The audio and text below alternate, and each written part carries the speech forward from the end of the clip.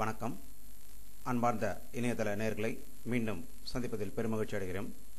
இன்றைய செய்தி அறிக்கை 22 அக்டோபர் 2008 நடந்த முக்கிய நிகழ்ச்சிகளை இப்பொழுது பார்க்கலாம்.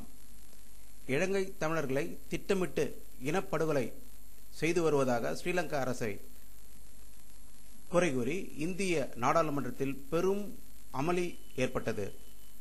தமிழர்களை அழிக்க ரசாயன குண்டுகளை வீசி வருவது என்று மாநிலங்களவை திமுக உறுப்பினர் திருச்சி சிவா பகிரங்க குற்றச்சாட்டுகளை இன்று மாநிலங்களவையில் எழுப்பினார். இந்தியாவின் விண்வெளி ஆய்வு திட்டத்தின் ஒரு மைல்கல்லை ஏற்படுத்தியுள்ள சந்திராயன்-1 செயற்கைக்கோள் வெற்றிகரமாக விண்ணில் செலுத்தப்பட்டதற்கு இந்திய குடியரசுத் தலைவர் பிரதீபா பட்டேல், பிரதமர் மன்மோகன் சிங் ஆகியோர் விஞ்ஞானிகளுக்கு பாராட்டுகளையும் வாழ்த்துக்களையும் தெரிவித்துள்ளனர். விஜயகாந்த் உண்மையான தமிழன் இல்லை, அவர் வளர்ப்பு தமிழன். அதனால்தான் ராமேஸ்வரத்தில் போராட்டத்திற்கு அவர் வரவில்லை. இதன் மூலமே தனக்கு முதல்வராகக்கூடிய தகுதி கிடையாது என இயக்குனர் பாரதி ராஜா இன்று ஒரு பகிரங்க குற்றச்சாட்டை அவர் மீது திணித்திருக்கிறார். சென்னை மற்றும் புதுச்சேரியில் அடுத்த 34 மணி நேரத்துக்கு பலத்த மழை பெய்யக்கூடும் என்று வானிலை மையம் தெரிவித்திருக்கிறது.